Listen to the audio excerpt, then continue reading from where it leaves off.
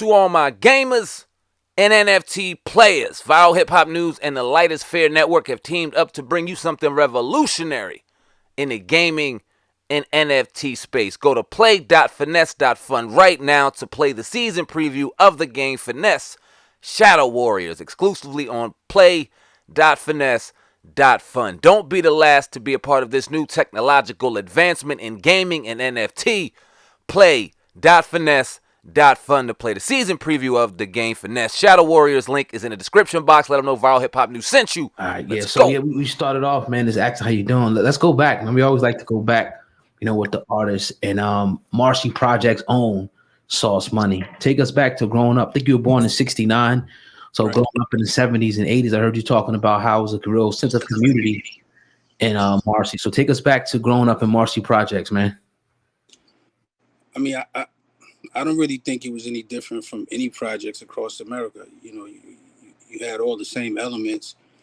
You had some brothers that was on a good time, and you had some brothers that was on a different time. It just depended on what side of the fence you wanted to land on. You know what I mean?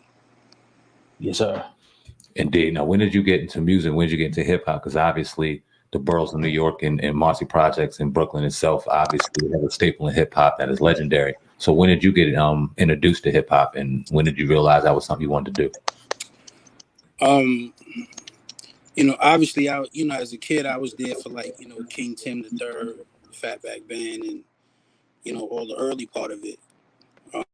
But I didn't really want to do it until really I heard Rakim was really like a driving force for me to wanting to do music. No doubt. So Rakim. So you get started in music. Do you start like freestyle battling? How'd you get started in music? Like, is it battling, practicing at home, writing a pen and pad? It's a lot of static. I don't know if that's me or you guys. Like, I can't really hear you. Yeah, it's a lot of static. You heard it too. Too. Okay, cool. All right, cool. All right, so you were saying that you wanted your influence with Rakim, or you were asking that question, right? Yeah, about Rakim.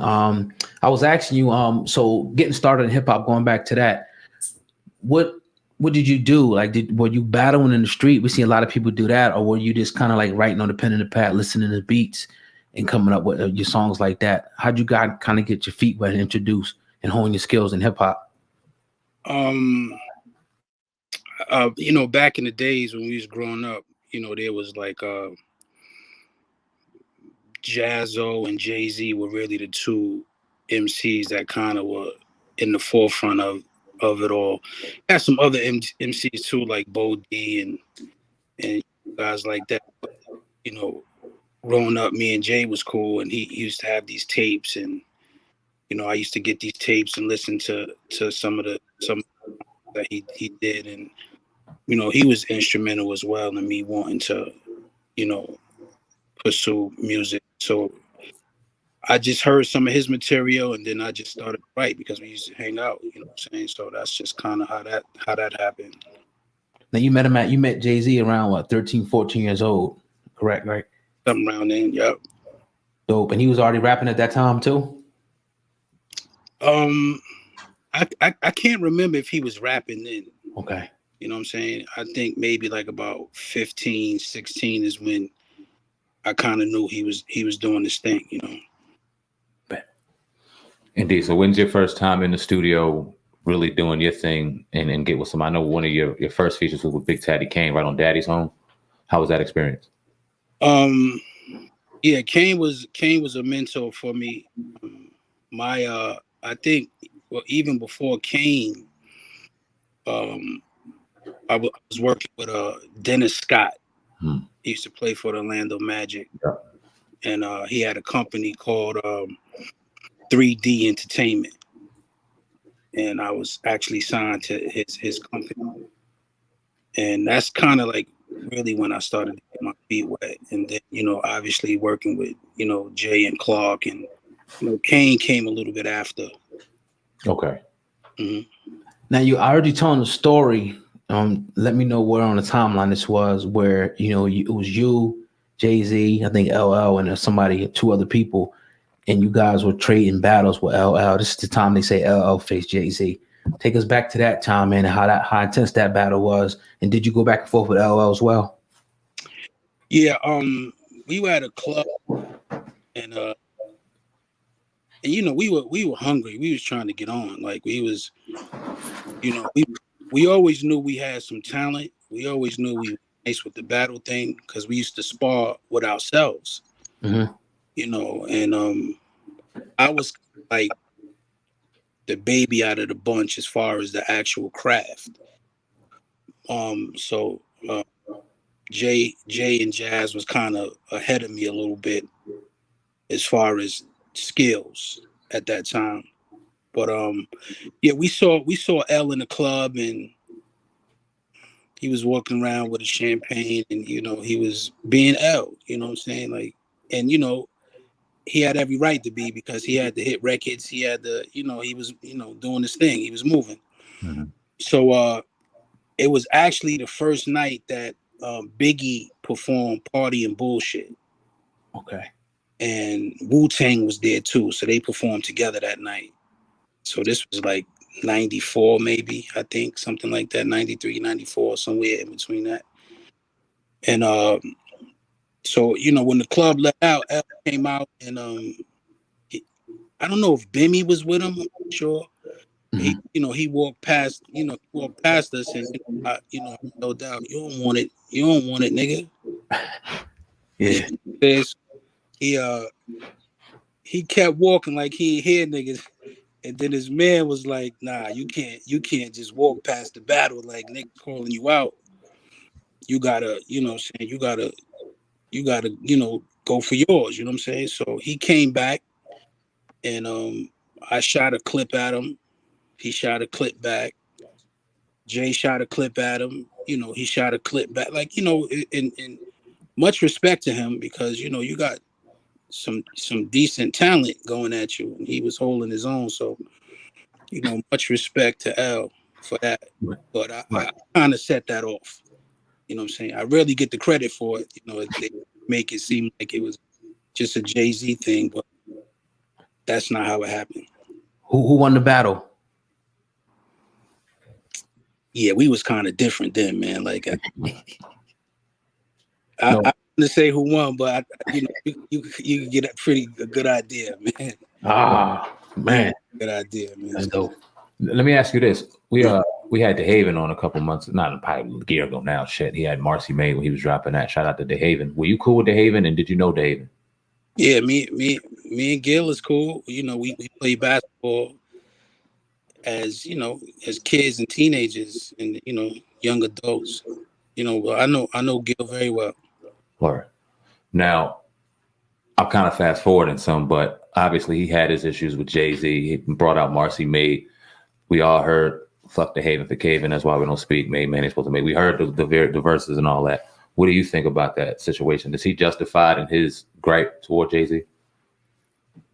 I would think so. I have a friend that's very close to Haven, and he's a close friend of mine, and he was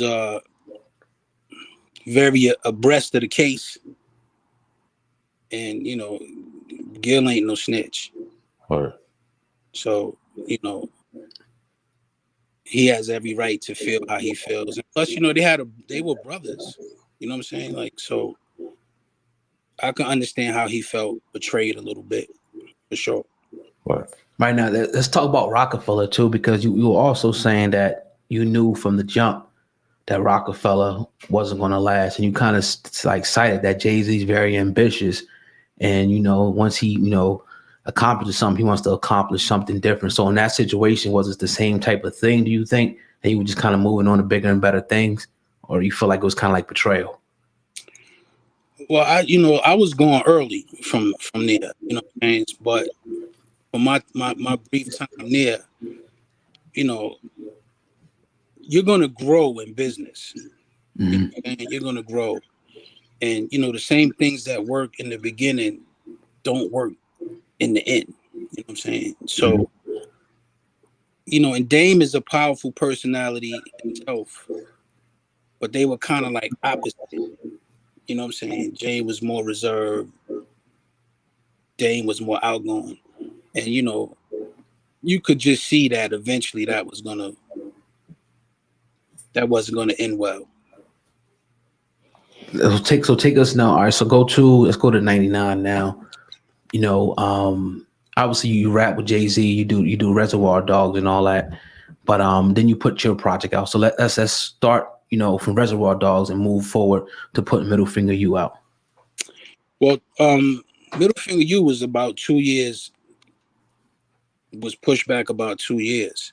Okay. Because of internal situations with the label and, you know, outside interference. So it didn't really have the success that it was slated to have. But I think Reservoir was probably the last of the greatest ciphers. Mm-hmm. You know what I'm saying? Like where you have like six, I think it was 6 people on there. Mm-hmm. Yeah. You know, at any given moment, any one of them could take the top apple on the verse. Yeah. You know, there was no clear distinction of who was the best. You know, so it was just whoever had the best day that day.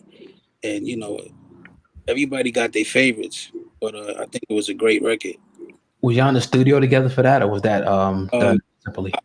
I don't think so. I wasn't anyway. I was kind of like next to the last person to finish the verse. You know, but I wasn't in the studio. No. You got a chance to hear obviously those verses, so obviously before you got a chance to do yours, so it obviously gave you like an extra level, like, yo, let me come on here and smash this and be the best. I didn't though. Oh, you didn't? Okay.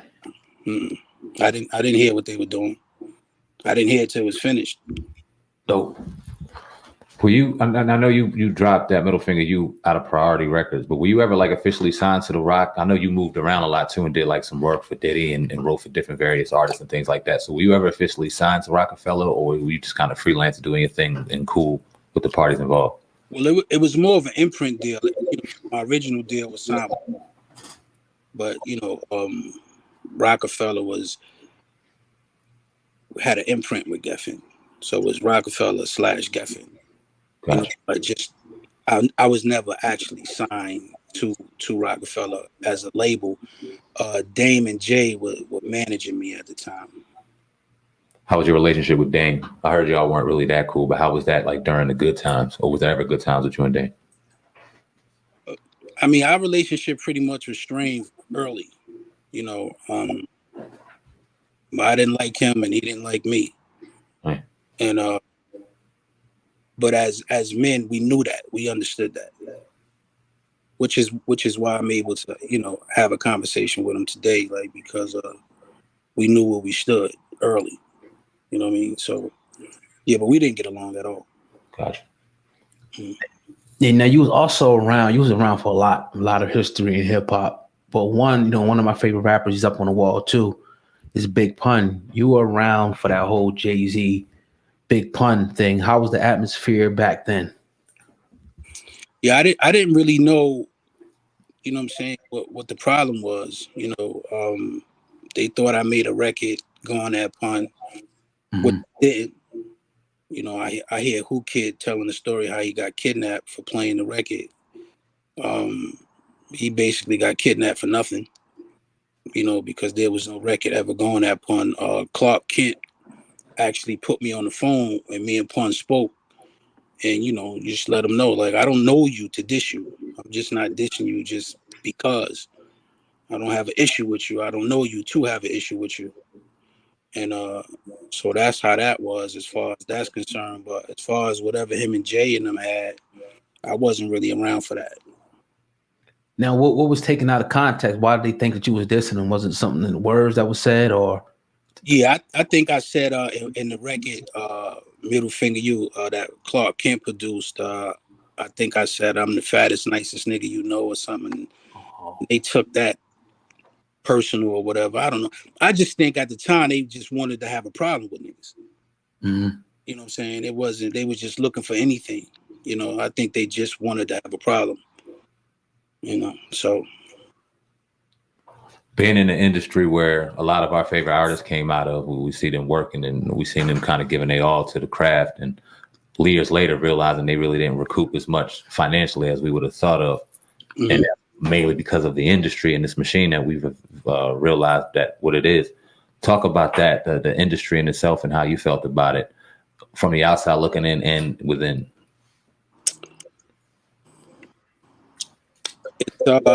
It all lies within the paperwork, right? It's just the bit, like, you just got to make sure, you know, your business is correct. It's, you know, I know, speaking on my situation, it was really nothing that I did wrong.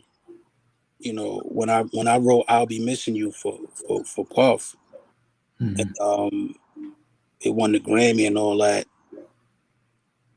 What happened was he did bad business with Sting, meaning that before he got clearance to use the record, he put the record out.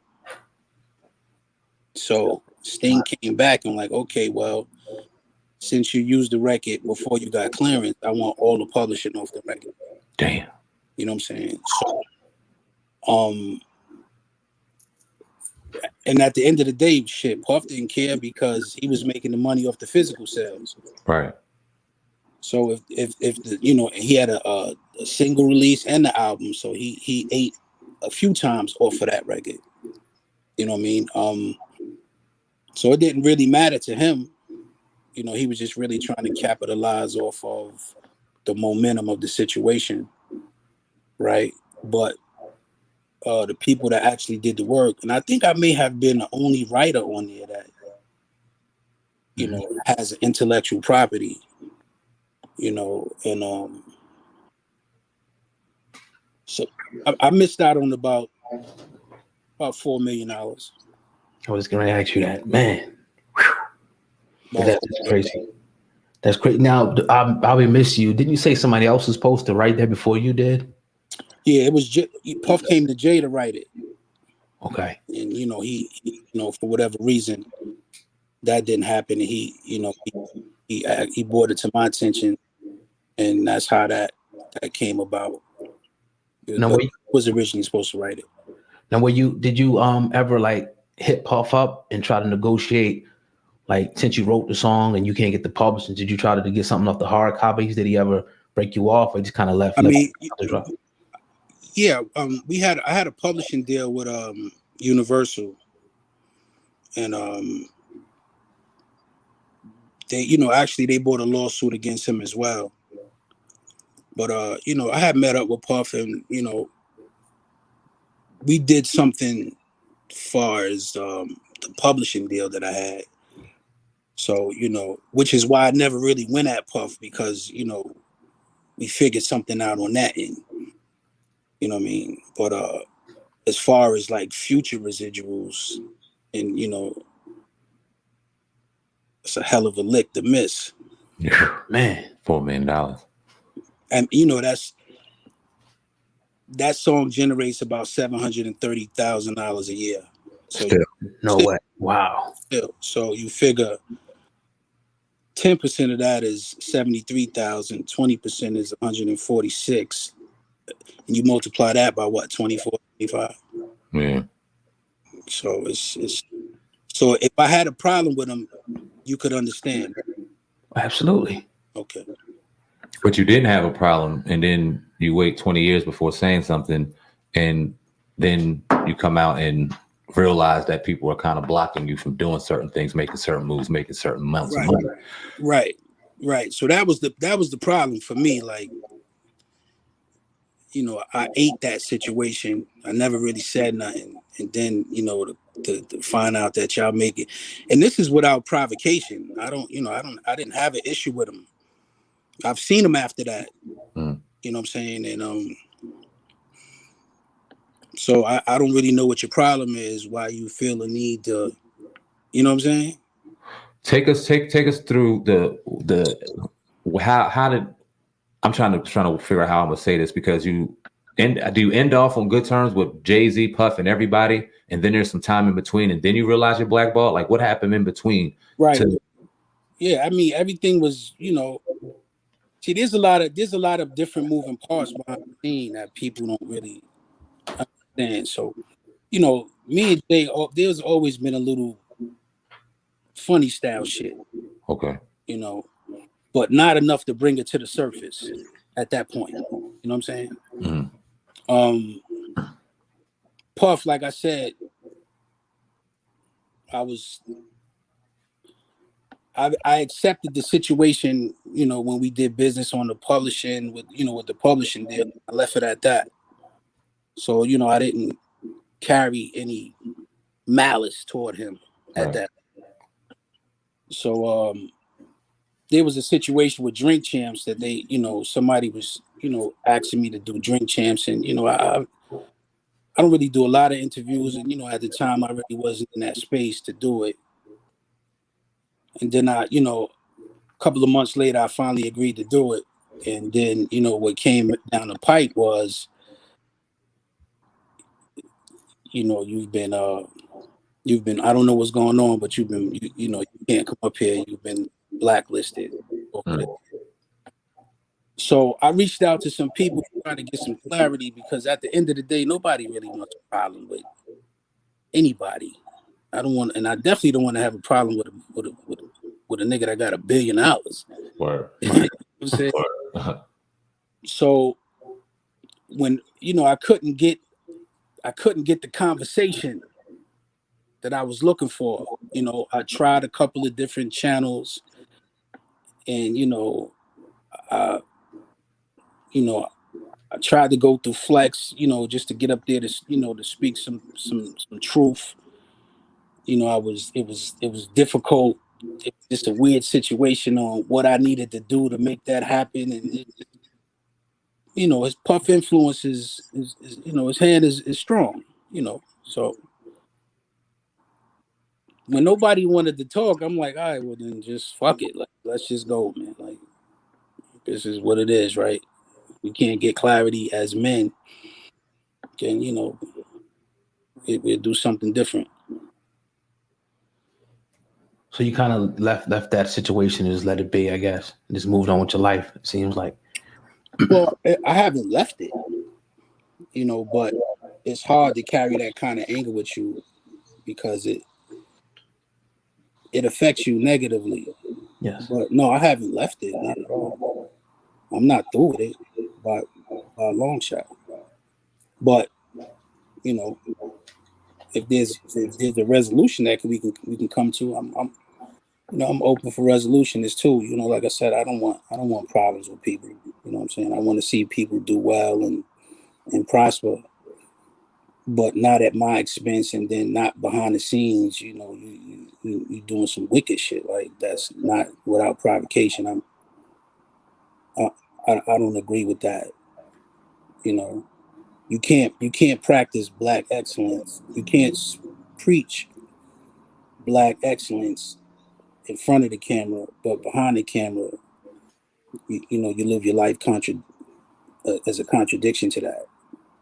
Right. Now you I think probably a year and a half ago or so, we actually covered this story when you called out Jay-Z and Diddy. I don't know if you used the word gatekeepers. Do you still? That's what they are. You stand on that as well still? Of course, that's who they are. I mean, I'm not saying, and it's not a, I mean, it just is what it is, right? They are gatekeepers of the culture. Mm-hmm. Yeah. It's not like I'm saying anything derogatory. That's what they are. They have a strong influence on who moves forward and who doesn't. That's just the reality of it. Has it been? Can you hear us? Yeah, I hear you. All right, cool. Has it been any other situations other than Drink Champs where you've been blocked or something that's happened that kind of? Well, yeah, there's been a few situations out. Like I said, me and Jay always was just. It was just a weird kind of thing. I won't get into the particulars of that, but yeah, there's just a lot of things to me that didn't make sense. I just didn't never really want to talk about it, because because I never wanted to be that guy. You know what I'm saying? We from the same hood. I couldn't do that to him. I couldn't say some of the things that was said. I couldn't do some of the things to him that, you know, people are just different, man. Let me ask you this. Did you always kind of have a suspicion as he started rising to the man that he is today that it could potentially be not beneficial to you? Or did you kind of have a like that, all right, we'll go our separate ways and he won't even mess with me? Did you ever have like that vibe? Well, I mean, you know, when I won the Grammy, it started to get weird then. You know what I'm saying? Because I was actually the first one out the camp with one. So when I won that, you know, I started noticing some weird things, you know, but you don't want to, because he's my friend. He's like a brother. I'm looking at him like family, you know what I'm saying? Right. So you don't want to think certain things, but so you kind of like suppress it, you know, but in hindsight, you know, the all the signs were there.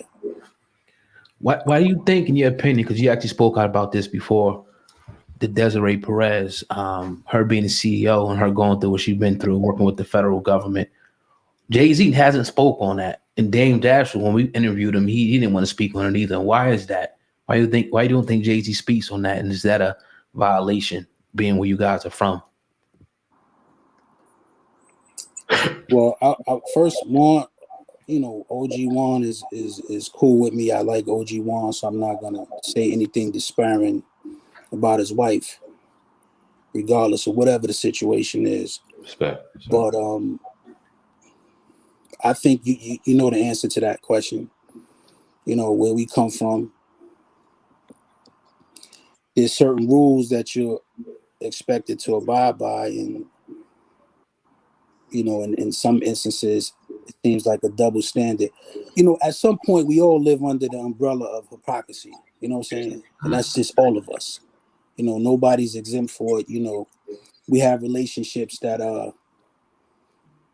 if we follow the code to the letter, we shouldn't still have. You know, but, you know, so I try not to get into all of that. Respectable. Yeah, absolutely. Talk about, with that being said, the industry today and everything that we see a lot of the kids, they on the camera, they showing off. We've seen a lot of the personalities not really owning up to who they say they were, and then certain situations, them owning up to exactly who they say they were and ended up in a box. We've seen that far too often. Talk about what you think about the current state of hip hop, and is it real? Is it fake? Is it just the same as it's always been? Is it just evolved? What's your overall thought on it? I mean, people are dying, so it's real. Yeah. Right? I think the need to shine is at an all-time high for something other than the music. You know, this Instagram thing is a detriment to us as a culture when it's not used properly, right? Mm-hmm. Because what it does is it creates enemies you can't see. Mm-hmm. You know, when you flossing and you putting all these diamonds in these cars, and that's cool. You know, I get it. But everybody's not in agreement with that, especially if you have people that know you're not really like that. Like, oh, nah, we can't do that around here. So, you know, we gonna get them. I mean, I love the music, you know, because hip hop is forever evolving. You know, you have to learn to adjust to it. You could like it or not like it, but you still have to adjust. It's just unfortunate that I think people want to shine more for things other than the music. You know what I'm saying? And that's where they tend to get in trouble. How do you think it'd have been different, you know, for you guys in your career if social media was as prevalent as it was back then as it is now? You think things would have been different for you? And would you have liked it like that? Or did you like it the way it was? I think it would have been a lot more billionaires if Instagram was out back then, because you had people that still had a certain discipline, on how to do things. See, there's a way to do it, but you have to do it tastefully. You know what I'm saying? And most of the kids now, it's almost like a taunting. People take it as them taunting or fronting, or like, you know what I'm saying? Like, I think we had a little more discipline, and I think we were more thinkers back then. Now it's kind of like a mindless thing. You know what I mean? So I think, but I think we would have generated a lot more income if we had those tools and resources back then. No doubt. I'm gonna one more, not to go old boat with Jay-Z, but I definitely got to ask you this, because I think you were around at this time too. And DMX passed away first. Did you know DMX? And were you there for the DMX Jay-Z battle? I was there for the battle. I actually battled before they battled. Okay. Standing on the pool table and all of that happened. Niggas pulling out guns while they rapping, all of that happened. I see a lot of people saying that they was there that wasn't there. People try to insert themselves into that time capsule, into that time period that wasn't there. But yeah, I thought Jay got him, honestly. Maybe that's just because, that's a hometown bias or whatever, because X was definitely fire. But I thought Jay got him. Appreciate that, brother. Also back end, how'd you feel about? Do you know DMX intimately, and how'd you feel about when he passed away? Sorry about that. Nah, I didn't really know him personally like that. You know what I'm saying? But obviously, I respected the skill and the craft, and it was a tremendous loss. Very unfortunate. He gave us a lot of memories. He made a lot of timeless music, and it's very unfortunate his passing. Did the business of the music industry take away your love from the art and recording of music and hip hop? Nah, the actual art of it kept me going. Word. You know what I'm saying? Word. That's what kept me sane. The creation of it. See, I'm kind of like a purist. You know what I'm saying? Like, I like coming up with witty shit and other records for other people. Like, that's what kept me going, actually. I'm not the first person to go through bad situations in business, and I won't be the last. I try not to stay there because it stunts you from moving forward. So, and I don't mind sharing, because I don't want anybody to go through those situations if I can help you avoid it, because it's all about helping the next man, right? That's what it's all about. It's about me trying to help you get to where you going without having to go through some of the things that I went through. And that's what this shit is all about. For me. I don't know, I can't speak for anybody else, but for me, that's my approach. And not just music, but in life. What's your thoughts on hip hop now? We have a conversation within the community and the media sector of our community, and what's more detrimental to the Black community? Is it the violence in hip hop? Is it drug use in hip hop, or is it now the homosexualization in hip hop? I know that's a touchy subject and people don't like to talk about it, but we cover it here on the platform because I think it's an important conversation.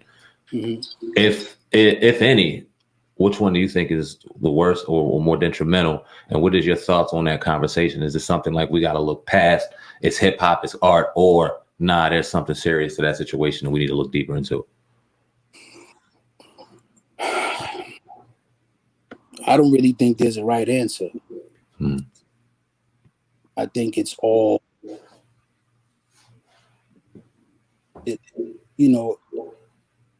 I don't think one is worse than other. I think they're all the same. It's all the same. Like, I don't, as far as like, being, that's your preference. Do your thing. And that's not how I live my life. But if that's how you want to live your life, do your thing. Am I advocate of watching Lil Nas X naked and on? No, I'm not. I'll never get, I'll never condone that, because you have a pretty large reach and followers and audience, and there's already an emancipation of black, they trying to be feminine, and I'm not an advocate of that. I didn't grow up like that, so that's weird to me. That it's just out in the open like that. But I understand that as well too. You know what I'm saying? Like, somebody was going to do it eventually. Yeah. You know what I mean? So, I mean, it's almost like a pick your poison kind of thing. You know what I mean? So, yeah, I still see you spitting, man. I seen probably about a month or two ago you did the lemon pepper freestyle and all that. So what's next for you, man? Obviously you're staying busy.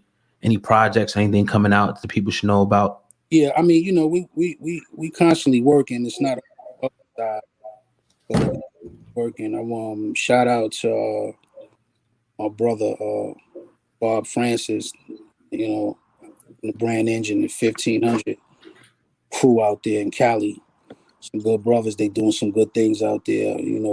We in discussion about some things. Yeah, we gonna give it another go for sure. I think I still got a little bit left in the tank. For sure.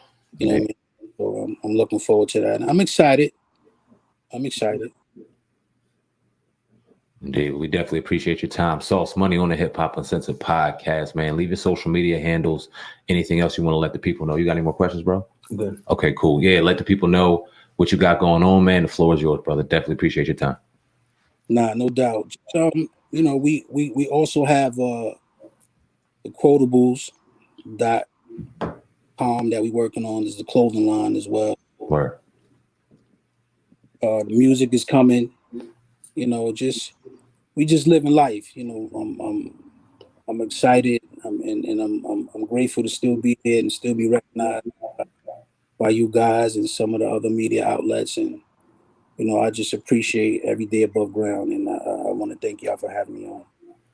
Appreciate you as well, brother. Definitely had to reach out to the OG, man. Definitely prevalent in hip hop. We respect your contribution, man, to hip hop, man. Thank you. Platforms Appreciate up, bro. Thank you very much. Peace. Take care. Peace.